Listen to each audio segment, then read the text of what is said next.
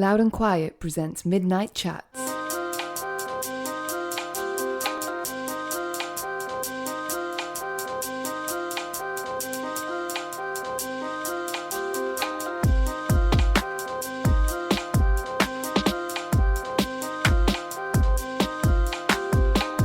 Hey, welcome to episode 11 of Midnight Chats, the Loud and Quiet interview podcast. So we're on to 11 now, and I feel like we've turned a corner. The last episode, which was with John Hopkins, which Greg did, I think was the best one. I think that's the best one that we've done so far. And if you haven't checked that out, do give that a listen. John's very funny, very dry. He came past our office and it was good to have him in. We've got these new sound beds, and we've got a great producer who's helping us with just make things a little bit more slick, a little bit more professional. The middle bit where we actually did interview, I can't guarantee that that's gonna get any more slick than it already is, but that's okay. Still, I'm gonna try and keep up the standard that Greg set last week. With this week's guest, which is a guy who is an actor, a writer, a comedian, and a musician as well. And it's Matt Berry, who people will probably know more for his TV work, to be honest. First and foremost will be, these days at least, it would be Toast of London, which is a show he stars in and created himself. Before that, it was probably the IT Crowd, or maybe the Mighty Boosh, or my personal favourite of all of his roles is still the first acting job he got, which was Dr. Sanchez in Garth Marenghi's Dark Place. If you haven't seen that, do that before you even listen to the John Hopkins interview. So I met up with Matt, who, as I say, as well as all of these TV jobs that he's probably a little better known for than his music, he does release records. He's just put out his 5th record, which is called Small Hours, and we met up in his at his record label, which is the label he releases through is Acid Jazz.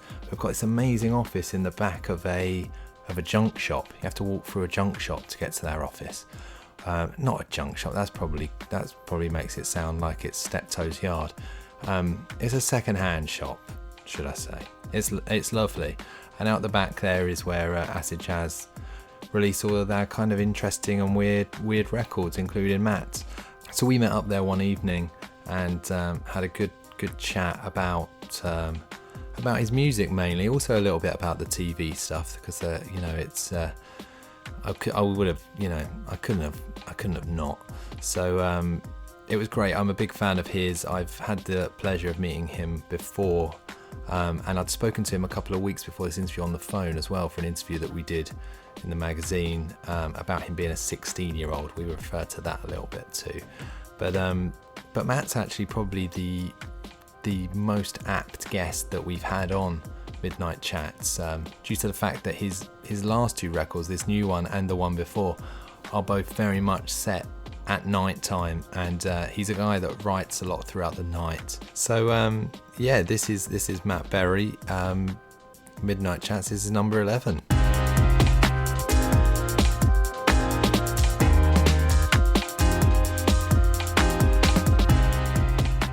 Hi Matt, thanks for being on this podcast, on the Midnight Chats podcast. Quite alright. You might be the most apt guest for our podcast, with it being called Midnight Chats, because your last 2 records distinctly have nighttime feels to them. Yeah. There's Music for Insomniacs, which is 2 years ago now, right? Well, the thing about that one was that was actually made a long time ago, but they wouldn't let me put it out, when I actually did it, because it was too odd, and it would be much better if I, did like a proper album. Sure. So that's because of the fact that it was a fully instrumental record. Which I don't think there's any difference, but you talk to the label, and they see a massive difference between an album with no sort of singing on it, and an album with some singing on. So I did it a while ago, but it only kind of came out. So that came out in 2014 and was your 4th record. At what point did you if you'd put it out when you'd made it, would it have been your second? It would have been your first record. It would have been my second record. Okay. Yeah. So that record was very much about the night time. It was. It was whilst you were suffering from insomnia at the time. Yeah. When you made that record. Yeah. Is that something that still haunts you? It does, but it's. But you've got to kind of, sort of twist it to suit you, as it were. So I did in that case, because when I was suffering from it then, I used that time instead of watching films and listening to stuff that was supposed to make you go to sleep. I ended up going to the studio, which is next to my bedroom, and made an album. So it wasn't kind of dead time. So it felt like I was kind of winning. Do you know what I mean? But surely that was keeping you awake, though, right? Because you were focusing on something. I was going to be awake anyway. Okay, right. You'd come to terms with the fact. Yeah, that because once you kind of slip into it, that's it, and it's just sort of how you deal with that, and how if you let it be at the forefront, and let it kind of sort of run your life, then it will. If you don't, and you kind of make it do what you want it to be doing, then you're on top. Sure. And that's how I saw it, because I could have just stayed in bed and watched, like I say, watch films. Yeah. Which is what sort of most people do, but you can't after a while, because it just gets boring and and it's odd. And so I was doing something, and at the end of that, being up all night, I had something to kind of show for it. Whereas you don't in that state, kind of normally. So I'd won. Yeah. And how about now? It depends what's going on. It depends what's happening. I'm in the middle of a house sell, and I can feel it coming back. Right. Okay. Whenever there's anything like this, which I should be awake and on the ball for, that's when it comes and stops me being awake and on the ball. It sabotages you. Yeah. And it's all sort of my own doing. I understand how all this works. It's like when people get these cold sores, when they go on stage and stuff, and they never get them any time else, kind of throughout the year. I mean, I've got an actor friend that gets them whenever he's about, to sort of film something. Right. And he never has them. But as soon as he knows in his head he's going to be, filming in 3 weeks, that's when they come up. Right. And it's the same thing, with this. It's like when I know that I've got to be on it and be, smart, that's when it comes. Yeah. So you're selling your place that's down by the river, are you? Are you moving close by? I'm moving to the country. Are you? Yeah. I thought you really loved it. I do love it, but the thing is, I need the space. Right. I need 2 dedicated studio sort of spaces. So, I mean, I could do it here, but you always kind of compromise on space, kind of living in London, unless you're a multi-millionaire. Yeah. But if you're not, then you kind of sort of have to compromise. Whereas I can just go out a bit and I can have a studio as big as I want, and an art studio as big as I want, and that's all I want. Okay. So yeah. So you're moving out of town. Do you think you'll miss it? I'm going to try and, I don't know if I can keep something on here, but I don't know. I'm getting to that point where. But I hate talking about it, because there's all these people that don't have that don't have any kind of property at all, and there's me going, I'm moving out and I might get I'm very kind of conscious of that. It's embarrassing in a way, but I've worked hard, I suppose. Yeah, exactly. You deserve it. Well, maybe. So music for Insomniacs was 2 years ago now. You're about to release The Small Hours, which, as the title kind of suggests, is also about, it's not nighttime, it's as the sun's coming up, really. Well, isn't it? It's part kind of nighttime. There's a bunch of things that kind of sort of prompted me to do that. There's this song by Jack Penata. Is that how you say his name? Yeah, I think so. Right, which is called Today's Tonight. Do you know the one? Yeah. It's like a It was like a dance hit. Yeah, it's quite a lo-fi thing. It's a fantastic song, I think. Anyway, that is, with my sort of close friends, that is like one of our, kind of favourite songs. And I don't know, subconsciously, like that song and what that was about and the time of night, that it was kind of played. It was kind of played at that, it's now the next day type thing. Okay. Let's kind of face the fact, that it's now the next day. And that was a big sort of, a big kind of influence with it, as was the fact that all these kind of bleak moments, are at that kind of turning point, when the cold sort of grey light starts to come through. And it's those, and it's those sort of times, when you have your doubts and everything else. Yeah. Do you like that moment when the sun's coming up and you're still up? Or do you? Because I personally hate that. It depends. No, it stresses me out if I'm still out and the sun, and I can see it's getting light. Well, that's the thing, and that's what that song is. But yeah, and it does kind of worry me. And it's even if you're in your own home, if I'm in someone else's home, it's a bit sort of different because that I can go home and not be part of this anymore. Yeah. But when everyone's around yours, it's like this is it, and you're, and it's a real kind of, it's a real odd sort of thing, and it's when you have those.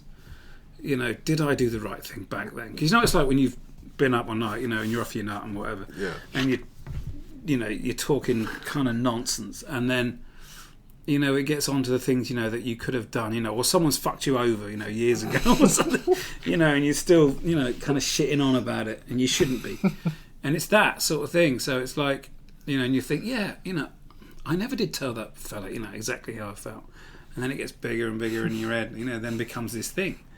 And it's those things, and then everyone goes, and they leave you there. Yeah, and it's either you, or your girlfriend, or whatever, and you just have those. Yeah, and that's when you start to think, what the fuck am I doing, or what have I done? And it's not real, and it's not kind of. It's not sort of realistic, as to what is actually going on. But it's, it's those kind of moments of sort of weakness that you have then. Yeah, is that kind of that theme and that kind of panic and doubt? Is that at the heart of the whole record? Yeah, it is. Yeah, I think so, because that's the most interesting thing of the past, few years since I've made another album. The last album. I mean, that is the thing that. Is the thing, that I'm not, that I don't know, is seems to keep, sort of raising its ugly head. Generally speaking, do you get up early? Are you an early riser? Yeah. If I'm sort of living a normal life, going to bed at a normal time, then if I have a really good idea, then I'm forced out of bed. Yeah. And that's great, and I hope I always do that, I don't want to think myself, I was going, fuck it, I'll just lie here. I want to still kind of keep on sort of doing that. Yeah. So, and then, because it feels like you're on your own time then. So if you've gone to bed, sort of slept until 5 o'clock, whatever, and then you just, kind of wake up with a start because you've got an idea. All that time that you have from then till 10 or whatever, that is all your time. Bonus time. Yeah, it is, and you can get a lot done. And then come, sort of 9 o'clock or 10 o'clock, and just go back to bed. Yeah. Call it a day. Yeah. I would love to be able to be an early morning person. My wife is very much an early morning, gets out early. But I've always had trouble getting into bed. Right. I don't suffer from insomnia so much. I mean, I have done a little bit. I wouldn't say I really have. But I've always felt like I'm missing out if I go to bed. No, I know. So it'll be 1 a.m. I'll be thinking, there's something I could be doing. No, right? I know exactly what I mean. Well, like my gran used to say, she'd go, an hour before midnight is worth 2 after. That's what the saying is. Right. Yeah. An hour before is worth 2 after. But I think, I know, but there's still a lot of shit to be done, before the midnight hour. And I completely understand that. I don't want to miss out on stuff, but you do get, there is something, where you do, get to bed, like a bit earlier. Then, when you do kind of wake up early and you get on with something. I mean, to be honest with you, most of Toast of London was written at those times of day, where I'd have an idea, then it would all be done by sort of, 9:30. Sure. And that would be it. Because I wrote Toast on my iPad. I mean, there's Arthur's in Ireland. He's doing his bit, on his computer and stuff. Yeah. Mine's in bed on my iPad. And... is that where you would kind of have an idea late at night? I don't want it to be this thing, where I've got to sit, at a desk, like a Dickens desk or whatever, and write, for a certain, I don't want it to be kind of a 9 to 5-y thing. So if the iPad is, by the side of the bed, and then, I've got the idea, it doesn't matter when, I can just kind of finish it. Yeah. I think it makes sense that you're saying that you wrote Toast of London in those kind of hours along with your music, because is that where then, so the new record... Well, the whole thing about that, there's, in the last series of Toast, there's the stage fright thing, where Toast can't let go of the pillow. Yeah. And that was all done in bed, because I just had this thing about, what if I couldn't get out of my seat, because I was too kind of frightened to do whatever. And because you hear about these other actors, I mean, Ian Holm was one who held on to a radiator, and that's where the idea, sort of came from. Right. And he genuinely held on to a radiator, and he couldn't let he couldn't. Yeah. He couldn't. Nigel Hawthorne had to sort of come in and kind of talk him round. That's there's this. Have you heard of that thing called darts elbow? And it's where dart players can't let go of the dart. Oh, right. And it's a psychological thing. Yeah, of course it is. Yeah, and that's fascinating. Yeah. And it can last. It can just come on, and it can last for months until one day they do, but they literally can't. No, I completely understand that, because that's because it's all about you letting go. That's where the balls comes into it. Yeah, is you kind of letting go of the dart, isn't it? Because you can always do that. No, that's completely completely understandable, and it's kind of the same thing.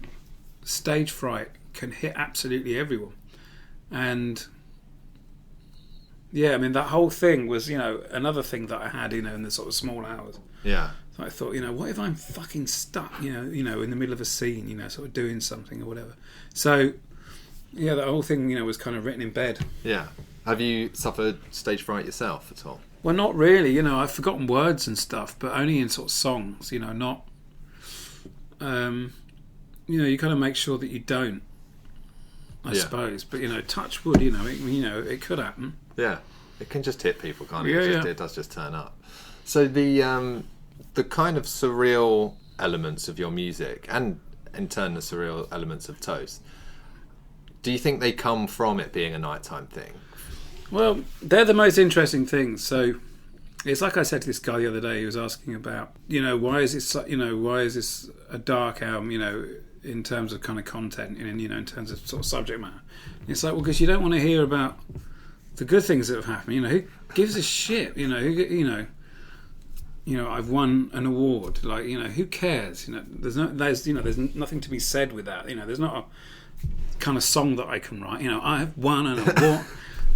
So it's I mean, I just kind of focus on the things that kind of knock me off the horse. Sure.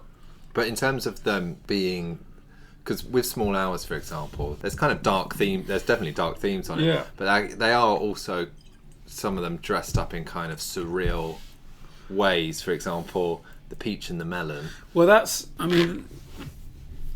isn't really. I mean, that's just about the peach and the melon is probably, for me, one of the most like. I don't know. That one is all about the, the kind of bullshit of sort of religion, and someone, kind of sort of telling you what to do and kind of how to think. Sure. And it goes through everything and ends up, with a sort of Manson.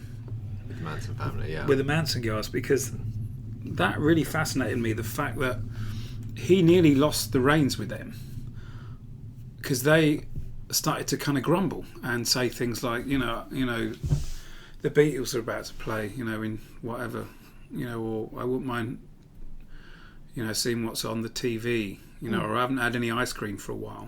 Yeah. And that actually happened. And he then shit himself and thought, right, in order to keep these girls here and doing, you know, exactly what I say, now's the time, you know, when I kind of tell them, you know, that the race war is about to happen. And then that's when he did, you know, and then that's the moment that he told them to go and kill all those innocent people. And yeah, and that's what that is about, you know. It's about the, you know, the kind of wasted time that we spend down here, you know, sort of like listening to others. And there's a line in it which is about, you know, you're looking up, you know, when it's all down here. Yeah, that's my favourite line in that track. Yeah, because I mean that's it for me. Yeah. And where did that come from? Is that something where you're just? It just comes from everything. It just comes from everything that I've ever, you know. I used to go, you know, we'd have to sing kind of hymns, you know, and everyone, you know, and the guy would kind of look up and stuff, you know, and when he was, you know, sort of talking about it all, you know, when you're in church, you know, for someone's like, you know, kind of wedding and it's all arms in the air and stuff, you know, as if it's all up there. And I've always thought, you know, it fucking isn't. There's nothing there. It's like, you know, get this right, because this is it. You know, it's all on eye level. Yeah. And yeah, that's what that whole song's about, really. But on The Peach and the Melon, there's a very subtle sort of Simon and Garfunkel reference, which is about Mrs. Wagner pies. Mrs. Wagner's pies. Now they're like Ginster pies that we have now. Right. You know, at sort of service stations. Yeah. So in America, Mrs. Wagner's pies were the Ginsters of the time. Okay. And he mentions them in America. Yeah, and that's always stuck with me, the fact that, you know, that he's mentioned, like, you know, what is, you know, essentially, I don't know what I'm going on about with this, but yeah, you know. Anyway, it interested me. I like that you've referenced that you've held on to that and put that into your own track.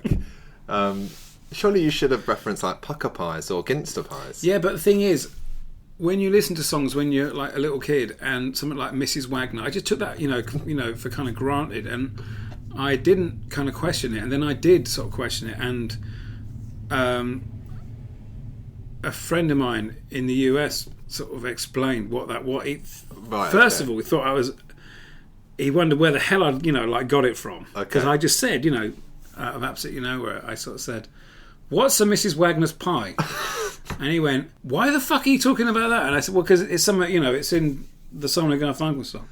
He goes, that is a cheap pie that you buy at a railway station.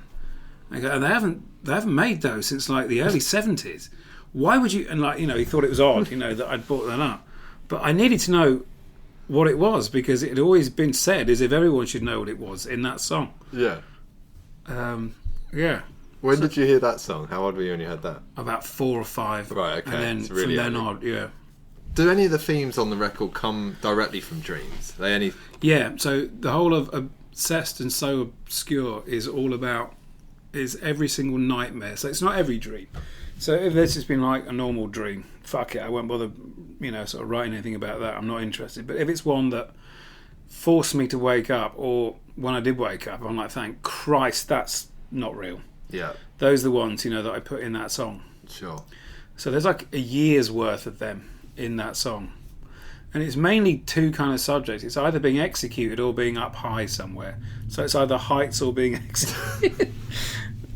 And yeah, and so they're like the main themes. Oh yeah, and the other one is I'm in sort of medieval times, and I find a laser gun in the woods. Is this a reoccurring dream? Yeah, I've had that like a couple of times. Right? Yeah, so it's like this thing, and do I tell everyone else, or do I just keep it to myself? You know, what do I do with it? You know, this could kill absolutely everyone, you know, really easily. Yeah. Yeah, so there's that kind of question. That power. Yeah. In your hands. Yeah. There is a distinct difference, isn't there, between a dream worth telling and a dream not worth telling? Completely. Because there are people I know, and I won't name them, who insist on telling me their dreams. Yeah. But unless it's something like I found a laser gun in the woods, it was medieval times, and was executed. See, that's good, right? I'd appreciate hearing that. But things like, we were at school, but it wasn't our school. It was a slightly different school, and it was. And you were in a washing machine, but it was I know. That's always like really kind of tedious. Yeah. But so there's a book that kind of by the bed too, which is everything that's worth kind of writing down. And the two that stuck out, obviously the laser gun and being executed. Well, it isn't actually the actor being executed. I mean, it was being kind of told that you're going to die, which is a thing that And then there was other one, where I felt I had my head sort of cut off, but then I could still kind of watch it all. Oh, right. And that was fucked up, and that's kind of happened like a couple of times. There's I don't know how true this is, but I heard that if you're this is going to sound, I know this sounds ridiculous before I said it. If you're dreaming that you're dead, that you die, then you're dead, then you die. I don't know how anyone would ever know that, but I have some night terrors quite regularly. I used to have them really regularly, and I was always dreaming I was dying. But there's a track on your record called Night Terrors, and that instantly fascinated me just because I do really kind of suffer from them. And I mean, loads of people do. Sort of loads of adults. People always think that it's like little kids and stuff, but it isn't. You still suffer from it. Yeah. I don't know whether old people do. I haven't never asked any but like I know that most adults do. Yeah. Have you ever had sleep paralysis? Kind of. I mean, like I've had some like positive things where I've started to kind of guide the action.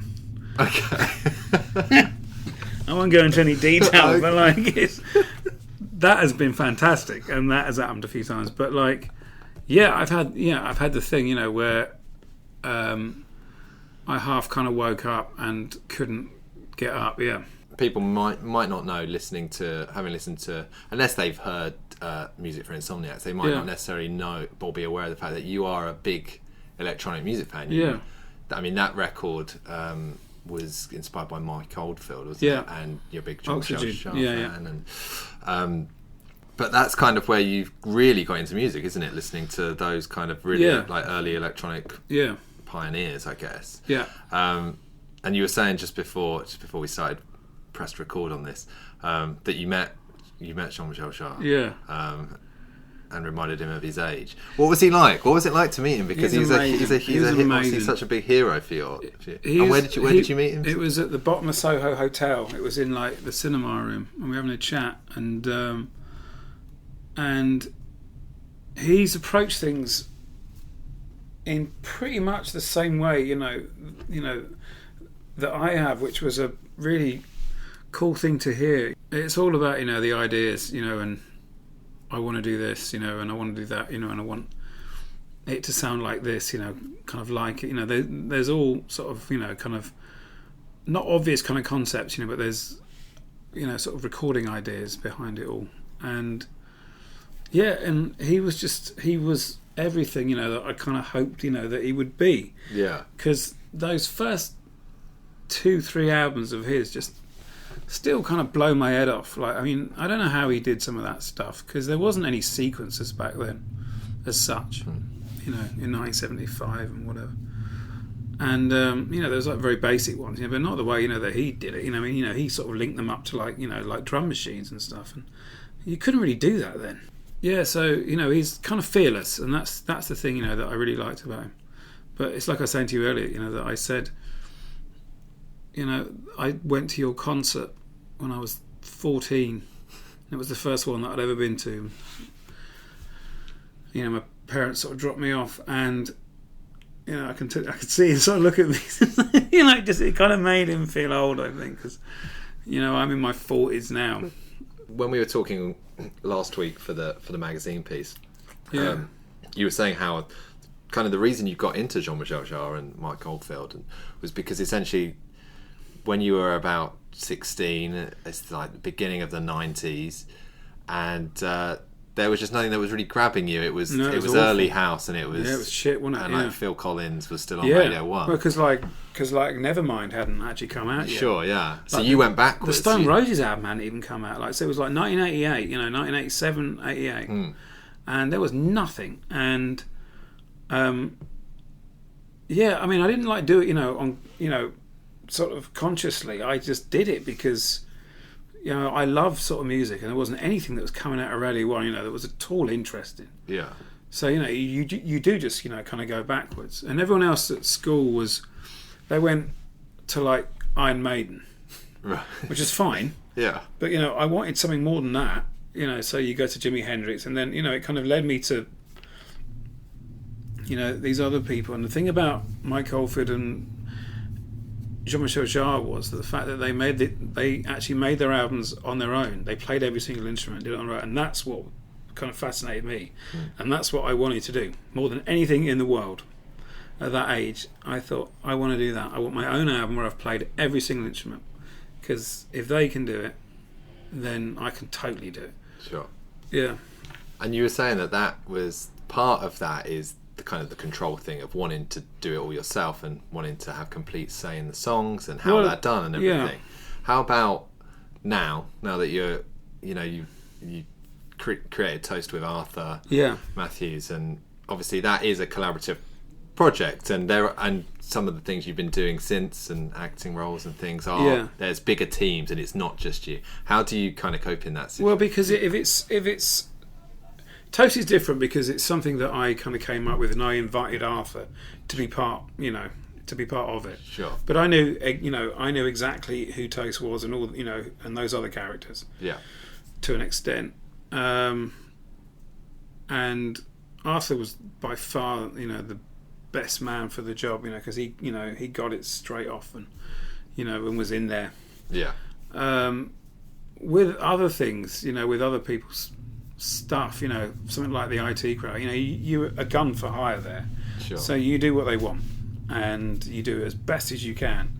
You make sure that it works, and then it's finished, and that's it.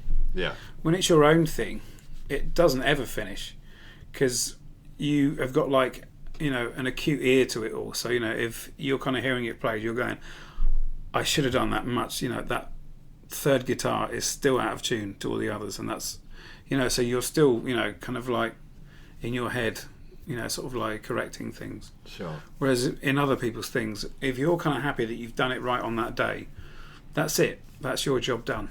And you're okay with like leaving it there and not thinking, well, because what if they edit you badly though? Yeah, but that's on them, right? Sort of, yeah, because with something like the IT crowd, that was in front of a live audience, and you would do, it's pretty much, from what I remember, 80% of it was in front of the audience, and then they'd sort of play in the stuff when you're out on the street and whatever. And as long as I felt like I'd done my job, and every joke had kind of done its thing, and kind of landed, and I'd work well with others, and we all, kind of got it done, then that was it. I didn't need to kind of see the show after that.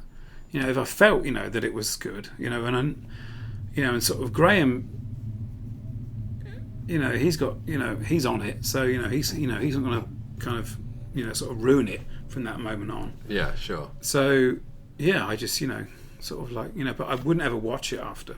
So how do you approach Toast in that respect? Are you? I'm all over. Are you on every? Yeah, are you in every single? I'm not in the whole process? edit, but I was in the edit sort of like 2 to 3 times a week. Right. And so change it all back. Well, no, but like there'll be like timing things, that are important to me, and sort of like music things, that kind of need to be done and whatever. Yeah. But it's got to be right, that, because it's my thing. You were saying about how like the IT crowd was in front of a live audience. Yeah. So when you're performing that, you can instantly tell if a joke's landing. Exactly. Yeah. And obviously Toast doesn't have that. It's like a closed set, I guess. Yeah. And you've written everything. Yeah. So. Well, I've written it with Arthur. Yeah. But do you instinctively know when everyone's there, it's rolling, and you're in the scene? Yeah. and you say the joke, do you know that that's going to land? Well, the thing at that is, point? yeah, because it's a single camera thing as opposed to like a multi-camera. So I like the IT crowd is called a multi-camera show, which means that it's done live in front of an audience and it's been caught by a bunch of cameras, which means that once it's done and everyone's kind of doing it, that's it. Whereas with a single camera, you do it and you've got to reverse onto that guy and do whatever. But if it's a timing thing where someone says something, you come in at a certain time at the end, you can't fuck with that. So then it goes to the edit and they might fuck with that. Right. And then it's up to you to go, no, you've missed the timing there. You need to put in where I did it, on the day. And then that goes back in, and then it's all kind of... Back to how it was. Yeah. Okay. Got ya. So, in terms of the acting, you got into that pretty late, really, didn't you? Like 29 when you were in Garth Marenghi's... Yeah, exactly, yeah. Dark Place. And up until that point, around that time, was it around then that were you working at the London Dungeon at that point? Yeah. A friend of mine worked there until very recently for quite a long time. An actor right. who I went to the university with. He's got some cracking stories. I got some stories, but I can't be telling. Of you'd have to turn your mic off. Well, I want him to write No, it was an incredible experience. a thing about it.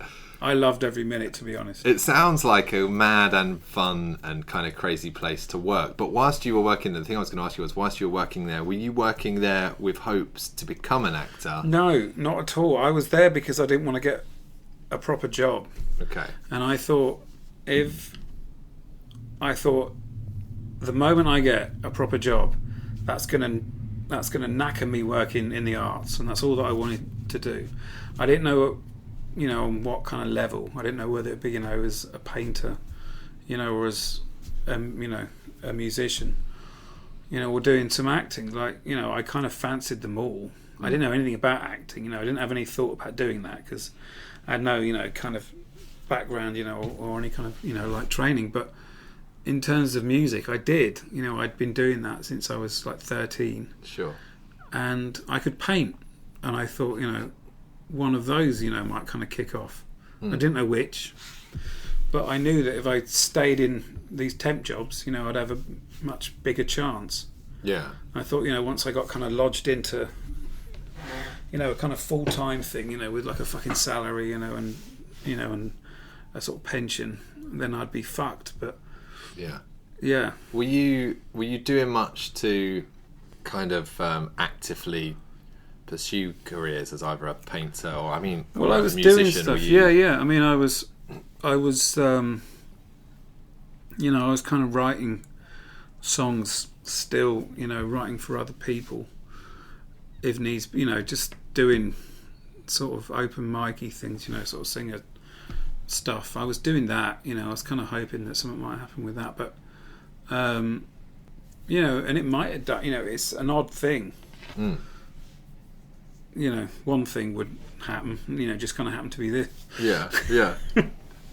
And now, what do you say when, if you meet someone who has no idea of what you do or anything, and if you're at a wedding, say, and someone says, "Oh, so what do you do?" When they say, "What do you do?" Like, what do you say to that? I say, I do what I want. You should get a tattoo of that. I'm lucky. I'm lucky enough to do what I want for the time being. Yeah, for now. But do you say to them, "Oh, I'm an actor. I'm a comedian. I don't. I would avoid it. I wouldn't. I would ask them what they do. Do you? You kind of dodge the question and say, let's talk about what you're up to. Yeah. Yeah. Is that because you feel like is it because you don't want to kind of pigeonhole it, or is it because you feel? Because I feel when I get asked that at weddings and things, I always ask what they do instead, because I feel like a little bit embarrassed about what I do, in the sense that I feel like it's really fun and it's too good. Yeah. I don't want to be saying, "Oh, I make this." No, I'm not embarrassed. The thing is, if they don't know who, if they don't know who you are and stuff, and they sort of like genuinely ask like who you are, it's too much about me, because then it would come on to that. Yeah. And because I'd be really interested in it, right? It might not be, but it might be something that's easier to kind of talk about. Sure. That's the thing. Yeah. As opposed to, it's something that I don't know anything about, that I will, sort of try to be interested in. So that's why I would always, kind of push it onto them, because with this, if you work in the arts, then everyone's got an opinion. Yeah, yeah. And I don't want it to be about me, in those kind of situations. Do you find, though, that when people do know you, are they expecting one of your characters to come from, like, for you to be that person? Yeah, I mean, maybe. I mean, and they would be very disappointed. I mean, maybe, but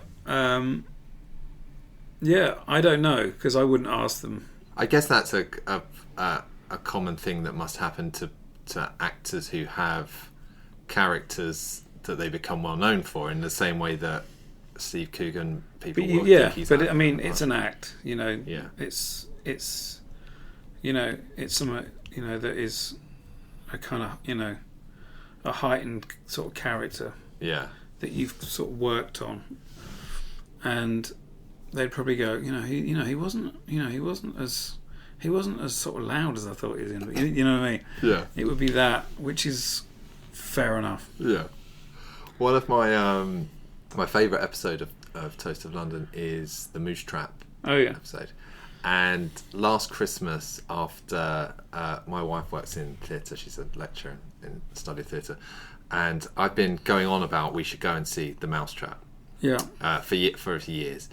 And she's seen it and said, no, like it really is as bad as everyone says. And I was like, no, like it can't be that bad. Like I'm intrigued. Can it really be that bad? And last Christmas, she, as part of my Christmas present, she begrudgingly bought us 2 tickets to it, and we went like the day before New Year's. And it was so appalling. I know. I mean, it was.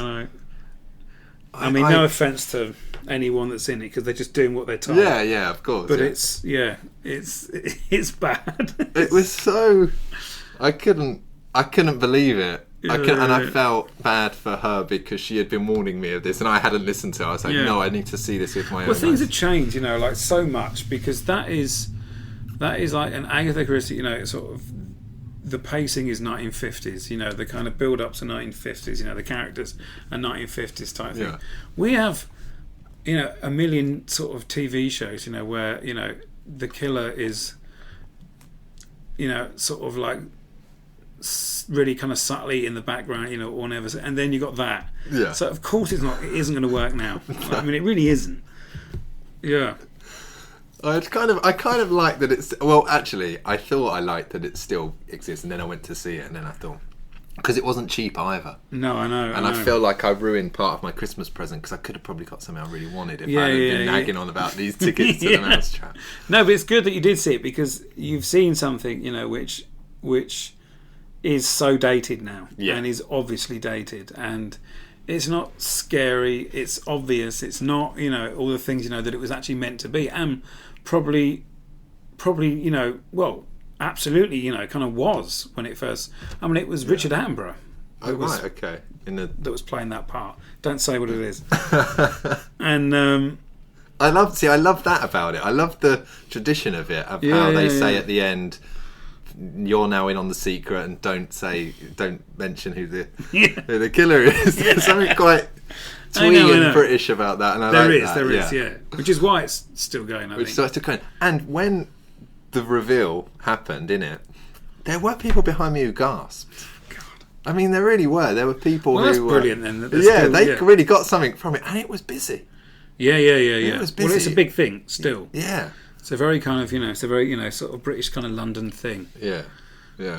But your send up of it, I thought was particularly good. I like that, and also the episode with Michael Boyne is because it's Michael Boyne. So I know. I'm a fan of, just generally. Who isn't?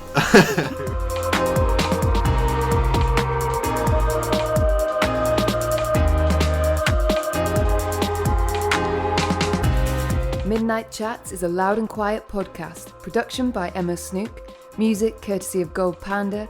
Search Midnight Chats on iTunes for more episodes and to subscribe. For more information, visit loudandquiet.com.